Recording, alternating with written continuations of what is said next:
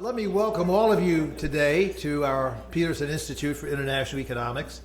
The government may shut, but we never do, and are glad to continue apace.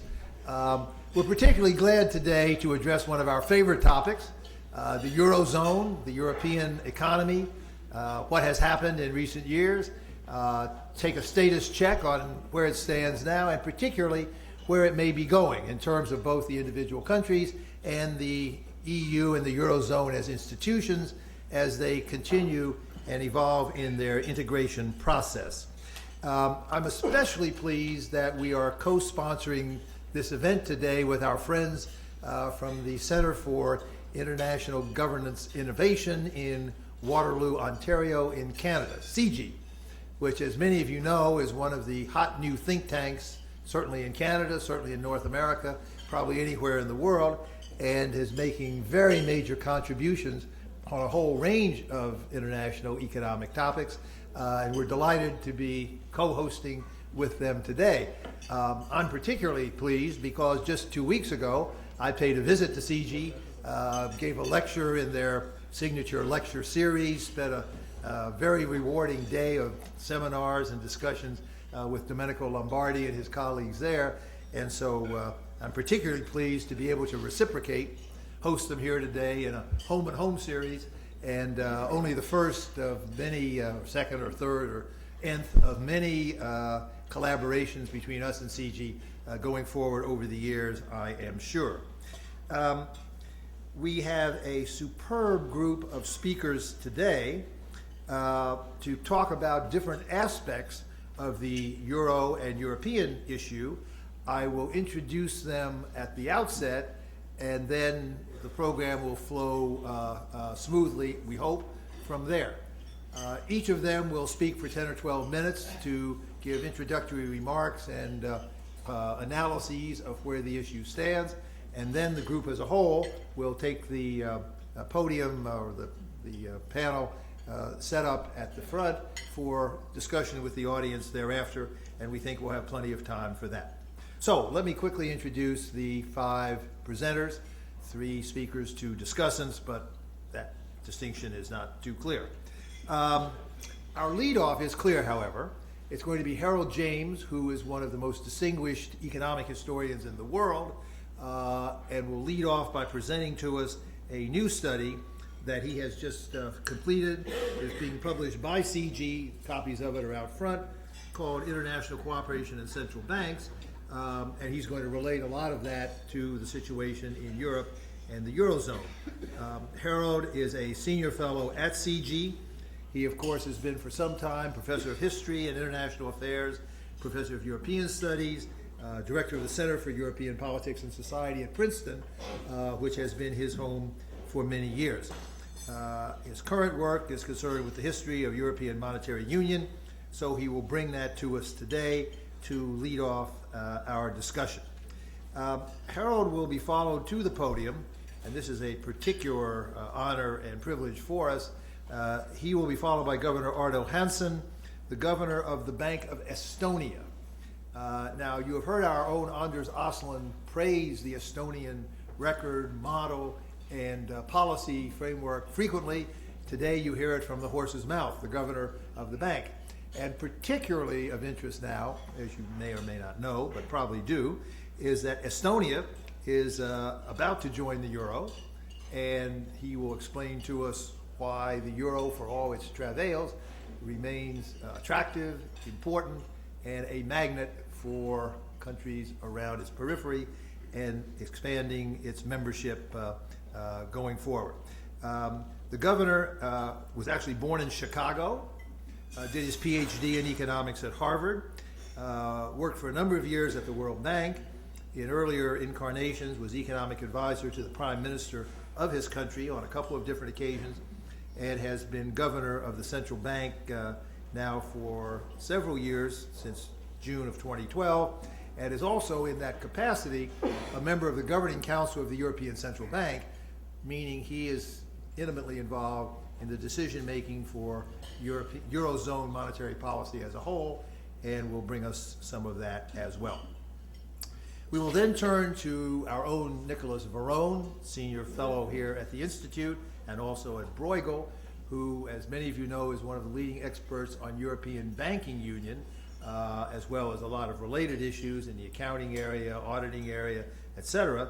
But Nicola has written extensively, and I think in many cutting-edge ways, about what Europe is doing, and particularly what it ought to do by way of banking union to move forward with the integration process and to protect against future financial disruption.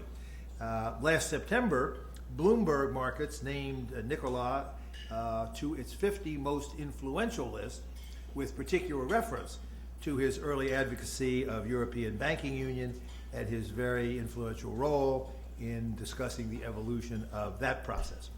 We then have two discussants, but they're going to speak their minds as well. The first of those is Domenico Lombardi, who is now director of CG's Global Economics Program. He oversees the research direction of that program and its related activities. He's also chair of the Oxford Institute for Economic Policy. He's a member of the Financial Times Forum of Economists, editor of the World Economic Journal.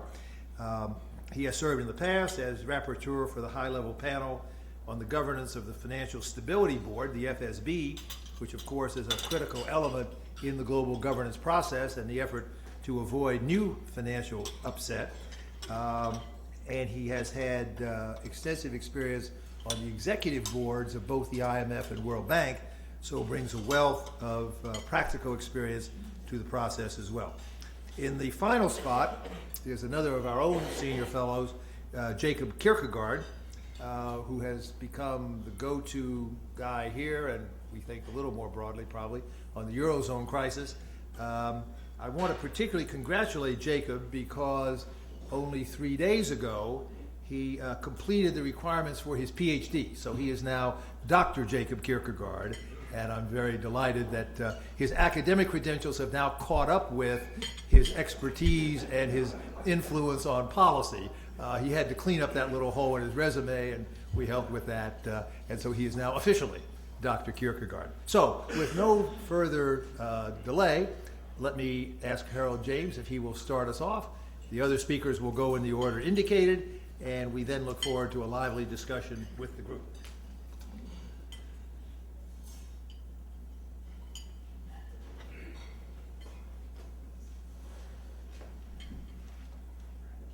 Thank you, Fred. It's a great pleasure to be here at Peterson and with Sigi to think about this issue of a long-term perspective on how Europe is going to recover from the crisis. Over the last 5 years, we've just been celebrating, if that's the right word, I'm not sure it is, the anniversary of the Lehman collapse. Over the last 5 years, clearly the world and Europe have been in the grip of a tremendous financial crisis. And a few months ago, it looked as if the European currency experiment was in serious danger of going wrong. The markets have calmed at the moment. There are still big problems, but it seems to me that this is exactly the right moment to think in terms of a longer perspective of what Europe has done, where it's going, and what the problems are. And so, in a way, if it's possible to do that, I would like to invite you to start off by forgetting that there was a financial crisis in 2007, 2008, and thinking about what the trajectory was looking like then. And the answer is, for Europe, it really wasn't very good. So it's not just the financial crisis that has hit Europe. There was something as a problem there before. The great economic historian Robert Fogel, the late Robert Fogel, produced some estimates of growth rates over a very, very long period into the 21st century. this is on the eve of the financial crisis, from 2000 to 2040. And he looked at the EU 15, the oldest members of the EU. So he didn't talk about the new accession countries where you might expect the growth to be quicker. But there he saw growth of 1.2% a year over this period. That looks really pretty miserable. It's just a tiny bit better than the amount that he predicted for Japan, but it's significantly lower than what he thought for the United States. 1.2% for the EU 15, 3.8% for the United States, and obviously much less than India or China.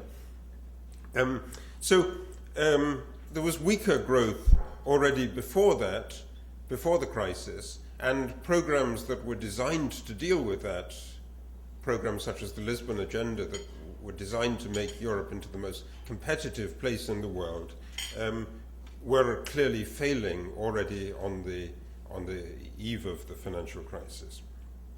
So then comes the Euro crisis, and I would like briefly to think of the European story, the European crisis as well, in terms of a problem of the kind that I address in this pamphlet that's lying outside that Sigi has just produced on international central bank cooperation. Because it does seem to me that the euro is often misdescribed as a project. Many people, both critics of the euro and enthusiasts for the euro, often will say it's primarily a political project. It was driven by a desire to make European peace, make another war in Europe impossible. And I was always puzzled by that argument because, after all, we don't really need a currency union with Canada in order to stop us going to war with Canada, or we don't need a currency union with Mexico in order to, and there were clearly wars with Canada and with Mexico in the past. So why do this? If you really wanted to make European peace, wouldn't you really be better off starting off, at least as a first measure, of having a single European army rather than a single European currency? I think you probably would. But the historical origins of the euro really lie in an attempt to produce on a regional level something that had been attempted in the middle of the 1980s on a global level, the new exchange rate regime. In the middle of the 1980s, between the Plaza and Louvre meetings, there was a systematic discussion of target zone proposals. This institute played a big role in the intellectual origin of these initiatives. But politically, the initiative was driven by the French finance minister, Edouard Balladur, and he was exactly the person who then, when the Louvre looked as if it was in shambles as an agreement, he then pushed on a European level for a further act of monetary integration. And this discussion, it's interesting also to notice the chronology, by the way. As a historian, I like paying attention to chronologies, that it was done in the late 1980s. The critical report, the Delors report, was finished in April 1989, at a moment when nobody, at least nobody in Bonn or in Paris, thought of the end of the Iron Curtain. So it was before the big geopolitical landslide. And this scheme really evolving out of an attempt to get central banks to work together. What's the logical end of that is really a monetary union. And in the course of that, I want to take a long-term view, but I want to look back briefly. They came across two problems which they, in the discussions at the time, were actively mulled over and contemplated, but never really properly resolved. The first is a well-known one of fiscal rules. Do you need fiscal rules when you have a monetary union? Can you rely on market discipline? That was explicitly discussed and then the conclusion was very clear. No, you can't rely on market discipline, so you need fiscal rules. But the kind of framework that was eventually evolved in the convergence criteria of the Maastricht Treaty and then in the Growth and Stability Pact were too rigid and too wooden and not sensitive enough to the cyclical development of the economy. That's a flaw that's being corrected at the moment. But it's clearly a necessity to have some kind of fiscal framework. Secondly, and this to me, when I did the historical work in the archives, was the most surprising one, that there was an active and really intense discussion about what we now call a banking union in those stages, in the late 1980s and early 1990s. The idea was, if you have a common capital market and a common monetary policy, don't you need, and you're likely to have cross-border banking groups, don't you need as well regulation and supervision at the European level rather than at the level of the nation states? So the original draft of the ECB statute included this in Article 25. There's a kind of little vestige of it left in Article 25 that it may do some supervision and regulation if requested to do so by the European Council. And that's the legal loophole by which the new banking union is going to be managed without a formal treaty change. But this was something that was discussed. These were flaws that were there. And the policymakers thought, well, that they're flaws, but they can be addressed at some future moment. You can redesign the mechanism in the light of subsequent events. And that's the weak point that was brutally exposed after 2008, but particularly after 2010. But there's another weak point in Europe that's exposed after 2010. And I think it's worth putting it on the table, because the overcoming of this other weak point, I know Nicholas Verona is going to talk more about the banking union, so I don't want to go into all the problems of the realization of the banking union. But there seems to me to be a bigger problem that arises and that will need to be dealt with. And that is this, that, again, thinking back before the crisis, what did Europe do? What did Europe do well? What did it do effectively? It was effective when it came to producing general principles of regulation. It was effective when it came to trade opening. The general principles were the domain where Europe could act and act effectively. With a big financial and economic crisis after 2007 to 2008, and with a worsening crisis, the focus comes to a different aspect of policy, and the demand is there for fiscal action. That's a common phenomenon in economic crisis. You want fiscal action to deal with the consequences of economic crises. And you think of the big stimulus packages of 2008, the United States or China. These are coordinated fiscal regimes. And Europe couldn't really do that. At the G20 in London in April 2009, there was an attempt to get Europe to do a sustained fiscal expansion, but it really looks very problematical, because it was clear, I think, even then, that there were some states that really shouldn't have been doing that, and other states had a lot of room for maneuver in the fiscal domain.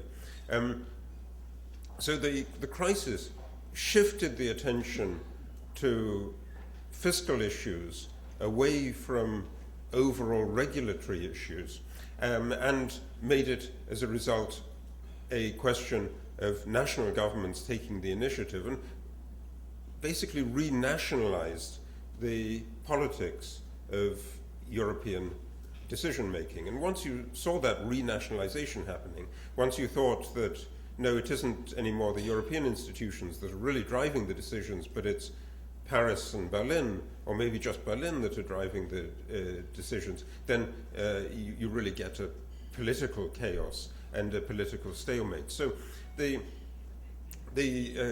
question that I would put, and the agenda for the future, would be to think of ways in which that particular strength of Europe, that it's good at devising overall regulations, including banking regulations, it should be, but we might think more broadly, more generally, if we want to be intellectually ambitious, we might think of some step towards common social security. But these things can be done on a European level only if they don't involve big fiscal transfers from one part of Europe to another. When they involve big fiscal transfers, they raise the kind of polarizing issues that have led to the quagmire of political Europe over the last 2 or 3 years. So Europe can be effective, but not in the fiscal domain. That's my main lesson. Thank you.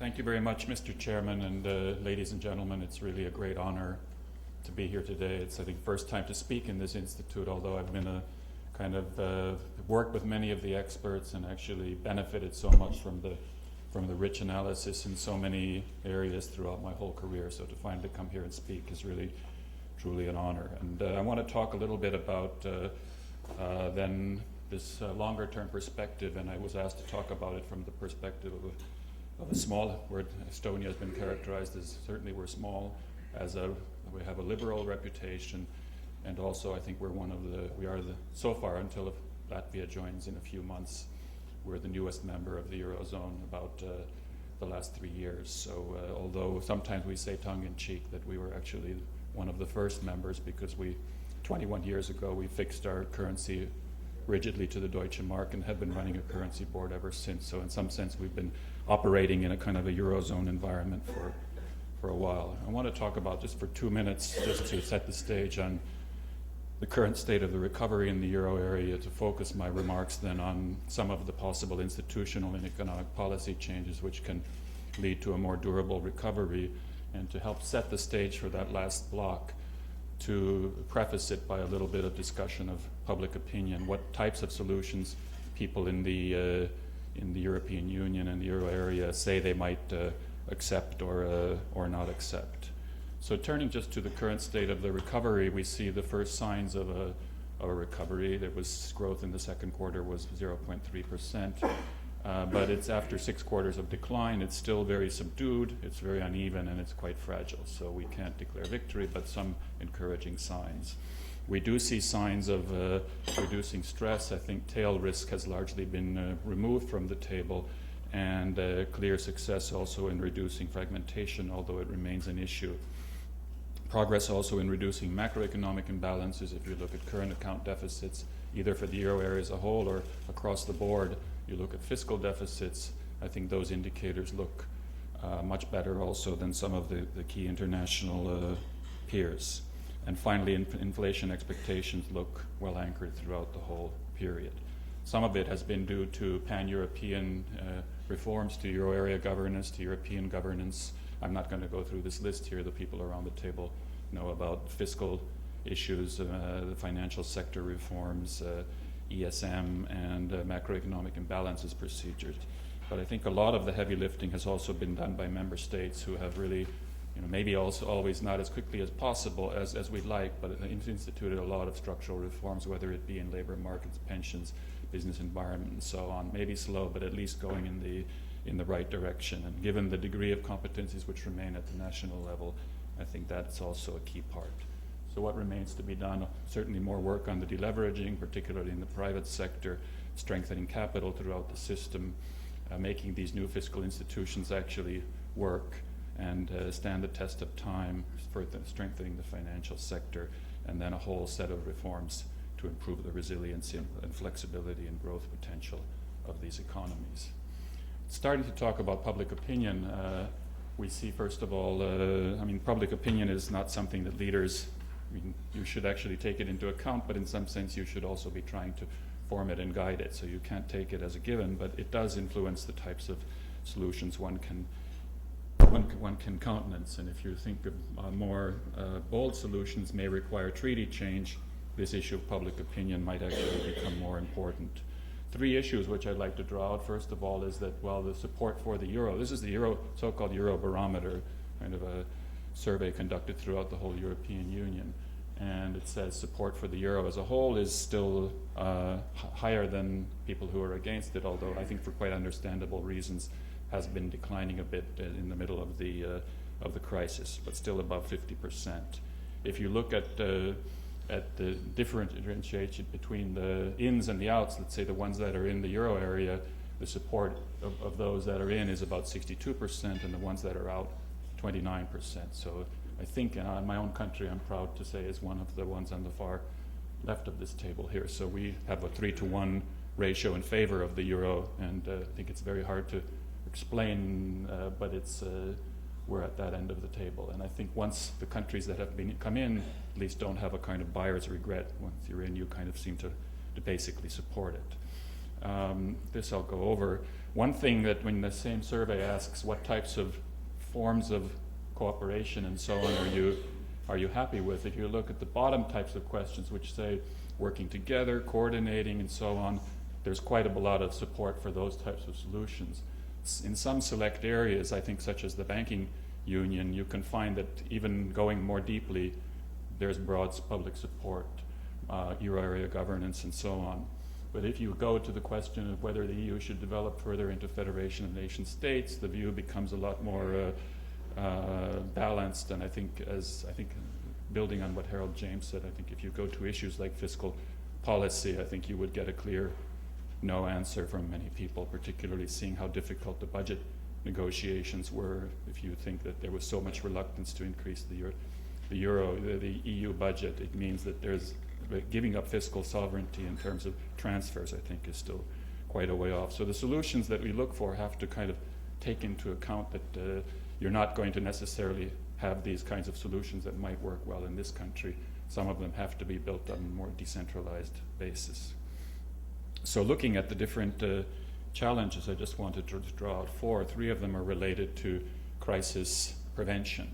And the first one is trying to reinforce a clearer alignment of rights and responsibilities between different actors, be they taxpayers, banks, enterprises, households, and so on. And I think to a large extent, the crisis grew out of this mismatch. And if you look at the how the spreads right before the crisis broke out, the spreads on public debt in euro area countries have all basically totally converged. Whether you were Germany or Greece, the differences were very marginal. And I think some of that was probably built on the assumption of basically that there would be a bailout if you got into trouble. The banks certainly behaved as if they thought they were going to be bailed out and so on. So people always playing, in a sense, but hoping somebody else would bail them out, led to some of the disbalances that we saw. So whether it's at a European level, you have, let's say, if we talk about single supervisory mechanism, this is why we emphasize the resolution going in tandem with the supervision, because if you're taking decisions at one level, you should bear responsibility at that level. But also, I think throughout the system, we need more clear alignment of rights and responsibilities. Second is having a more proactive approach to preventing imbalances. This is something I think in the Baltic countries, we may have done many things well, but I think we didn't do a very good job of crisis prevention. We had quite a large housing bubble and so on. I think in Europe, much of this relates to macroprudential issues. I mean, it's a new subject. We're trying to find out things that work, but if you have a system with no internal exchange rate adjustment or monetary policy, if you have limited scope for fiscal adjustment, if you have a very bank-centric and bank-intermediated capital flows, then this whole, and the prevalence to have housing bubbles and so on, focusing on these issues of national level macroprudential instruments, I think is one area where you could have more proactivity. The third issue is continuing to foster resilience, again, this is nothing new. If you look at the optimal currency area literature, that if you have a single currency area, you need your labor markets and product markets and so on to be all that much more flexible. So, and here is, I think, one area where the Baltic experience has been rather positive. And some of the factors that one could point to in building resilience, one is just having a lot of growth potential. If you have we think we have a growth potential, maybe 3-4% per year steady state, it's easier to grow out of your problems. If you have a large tradable sector, you can adjust more quickly. If you tend to have some lower levels of public or private indebtedness, that gives you more flexibility to adjust as well. And I think finally the strength of the financial sector, I think we benefited from having the strong Nordic banks involved that provided a cushion, and therefore having this kind of ability to be flexible is key. And finally, I think building very much on some of the work that Anders Oslund has done on this issue of once you're in a crisis situation, I think our experience certainly shows that having a bit of front loading, getting these crises resolved more quickly, getting back on a growth path, and using the crisis to undertake some reforms which can generate a very big boost in productivity can have big advantages. And I think here I point out a few of these issues: avoiding reform fatigue, not having this huge buildup of public and private debt, which we see taking place in some of the slower adjusters, faster closure of unviable activities, and then just getting over the period of uncertainty and back to growth. If you could get that confidence built more broadly throughout the euro area, then I think we could have a more durable recovery. So on that note, I'll end. Thank you very much.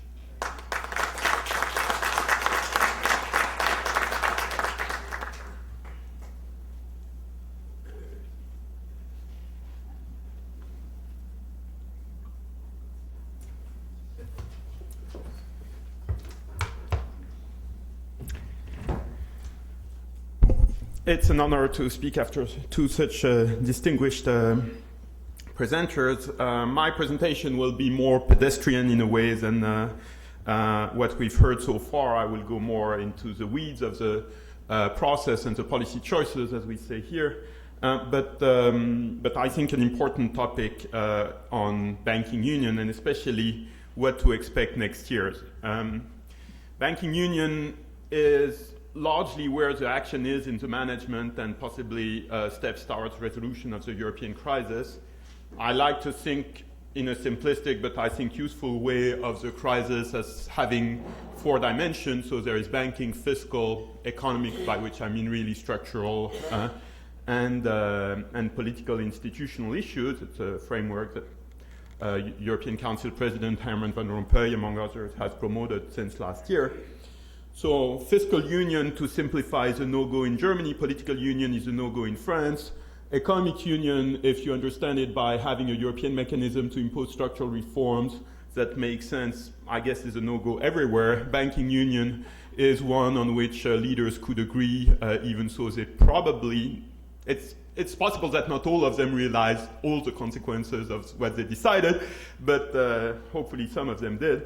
Anyway, they agreed on it last year in June 2012, the landmark European Council summit, where they said it's imperative to break the vicious circle between banks and sovereigns. And here we are with a deadline, which is now scheduled October 2014, when the authority over most of European banks will be transferred from national supervisors to the European Central Bank, the ECB, and this carries a number of consequences. The first consequence is that the ECB doesn't want to take over those banks without knowing what's in there, so there will be a comprehensive balance sheet assessment of those 130 plus banks, representing probably more than 85% of the total assets in the Eurozone. And balance sheet assessments imply a wave of bank restructuring. If you think, as most people do, that some of these banks have severe difficulties, basically a restructuring plan to deal with their severe undercapitalization and their balance sheet problems has to be announced at the same time as the announcement of the results of the balance sheet assessment. The balance sheet assessment being what is often referred to in the marketplace as asset quality review. It's basically the same thing. So this leads me, and this is, I think, the key takeaway of my presentation. I'll go into more detail later, to predict. I generally don't do predictions, but I'm pretty sure that there will be more volatility, market volatility in 2014 than what we've seen in 2013, in spite of very significant shocks such as what happened in Cyprus and the election in Italy in February, etc. Market has been very calm. I suspect that the inherent conflict, an escalation between the European Central Bank as a force for rigorous balance sheet assessment and a number of member states that will resist it, this conflict cannot be resolved very early on. It's too difficult, too intractable, and I think market pressure will have to build up so that we can see what we've seen time and again in the crisis. I'm sure Jacob will remind us, Dr. Jacob, that basically without the market pressure, decisions aren't made. So this, in my view, will be a make or break test for the ECB and the EU. And by comparison, discussions which are important on the Bank Recovery and Resolution Directive, the single resolution mechanism, all these things that are concentrating the attention of the media and of many politicians right now, they're legislative decisions, but their results kick in only after the completion of the process I'm referring to, only after 2015. And therefore, they're not as important as they're often described to be, because basically this is a path-dependent process, and the next step is under current legal conditions, under current legal framework, the balance sheet assessment and its consequences. So I'm not saying the single resolution mechanism is a total sideshow. I think it's important, but not nearly as important as a balance sheet assessment, and it's not needed for the balance sheet assessment, which in almost any assumption will be dealt with under the current legal framework. So let me go quickly into the sequence. The ECB, President Draghi will communicate later this month on the sequence, so maybe some aspects of this will be a bit corrected. This is my current understanding based on currently available public information. My understanding is that there are basically two phases, each of them spanning about 6 months. The first phase, 6 months from now, is a phase of preparation. Key appointments in the single supervisory mechanism by the ECB, build-up of capacity. The ECB doesn't know anything about supervision at the starting point, so it has to build up its supervisory capacity. It was not its task so far. I'll come back a bit to this. National supervisors will start the asset quality reviews, but in a limited sense and without communicating on results. Member states will start the crucial negotiation on backstops, as the current jargon has it, which is really the framework for restructuring banks that will be found severely undercapitalized as a consequence of the balance sheet assessment. And then this leads us to March, April next year. We'll have the second phase, which is a concrete phase where the rubber really hits the road, and this is assessments themselves led by the ECB with also stress testing coordinated by the European Banking Authority, the EBA, with a very centralized governance process, really not comparable to the stress test we had in 2010, 2011. The ECB will be in charge. There will be no veto by national authorities. This has already been clarified. The person in the ECB that is responsible for the assessment of a given bank will have the final cut in making a recommendation to the supervisory board. There will be no veto from national authorities, no so-called red flag procedure as existed in the previous stress test. So it's really not the same process. It's a much more centralized, much more robust process, but this is not enough to make sure it will be a success. There will be a single number of capital gap for each of the banks tested. The assessment results, as I mentioned, have to be accompanied by the announcement of restructuring plans for severely undercapitalized banks, and the target date is October 2014. The ECB may delay the whole schedule, but that's a one-shot gun, and it's likely that the ECB will not want to use it unless it really has no options. So what are the key choices? At this point, the framework is not complete. The ECB and national supervisors have to decide on the crucial methodological choices for the balance sheet assessment. For example, how will you crystallize the so-called legacy losses? How will you value assets? How will you impair assets? For example, sovereign bonds. How do you value Greek bonds, Cypriot bonds, even Portuguese bonds? I think for all the other member states, there will be no haircut, but for those three, there will be a debate. How do you take into account funding frameworks, business models, liquidity issues? So ECB has clarified there would be a risk assessment together with the asset quality review. What's the definition of the capital gap? I said there would be a single number at the end of the process for each bank, so either they pass the test or they have a number in euro of capital to raise. But what's the basis for this? Is that a stress test that is dependent on forward-looking assumptions about the future, or is it an actual balance sheet assessment where you just calculate a capital ratio on the basis of the ECB's definition of capital? And this decision, as far as I'm aware of, hasn't been made yet. It's a crucial decision. And the ECB will have to do a lot of managing market expectations. The member states and the European Commission also have their work cut out, and here is where the biggest questions politically lie.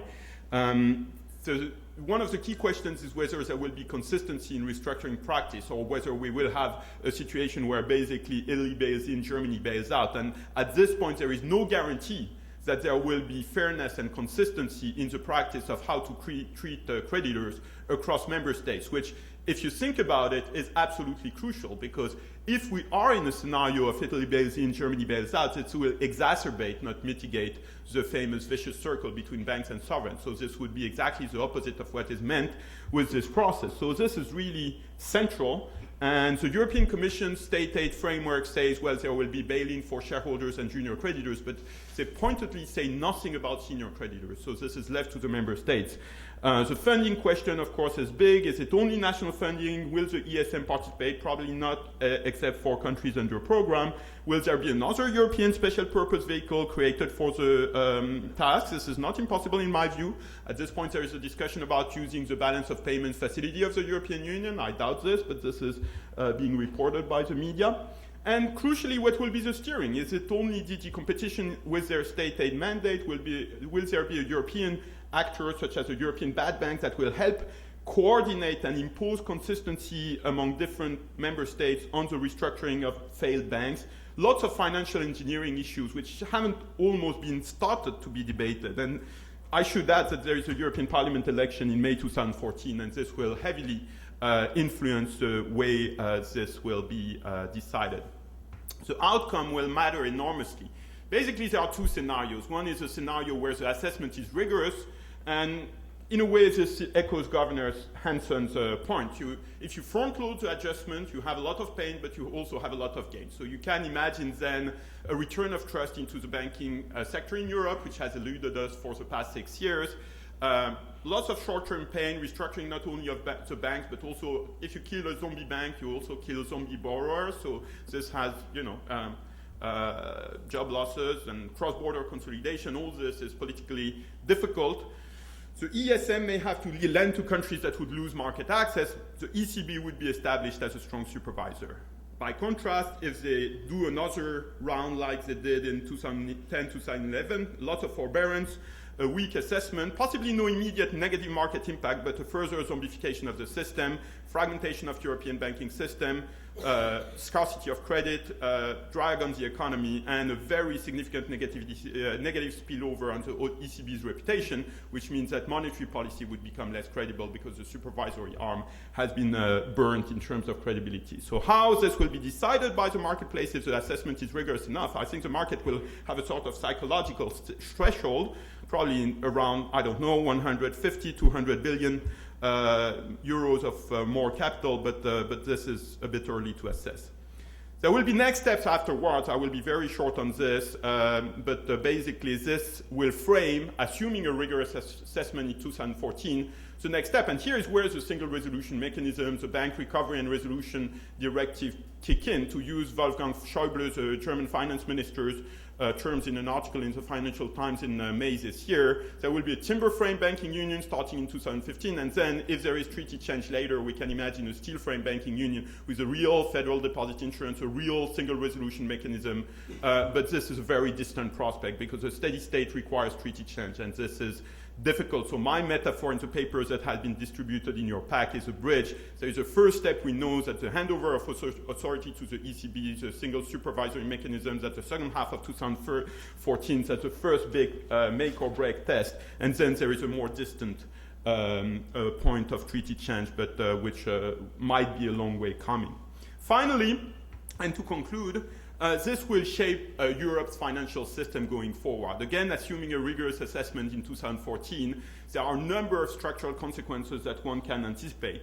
The current practices that are very pervasive in Europe, in spite of all the official discourse, financial repression, ring fencing of assets and liquidity on a national level, basically forcing banks to buy national sovereign debt, banking nationalism, preventing cross-border M&A, all this might be gradually phased out just with the SSM, even assuming the SRM goes nowhere, just with the centralization of supervisory authority in the ECB. Basically, you deprive national authorities from their toolkit that enables them to impose these policies, which have some positive aspects, but also some negative ones. There will be larger banks, consolidation, so the too big to fail issue is a serious issue, but in a larger market, more unified market. So in a way, cross-border M&A might lead to a different too big to fail equation, but generally a less intractable situation than what we have on the national level in a number of member states right now.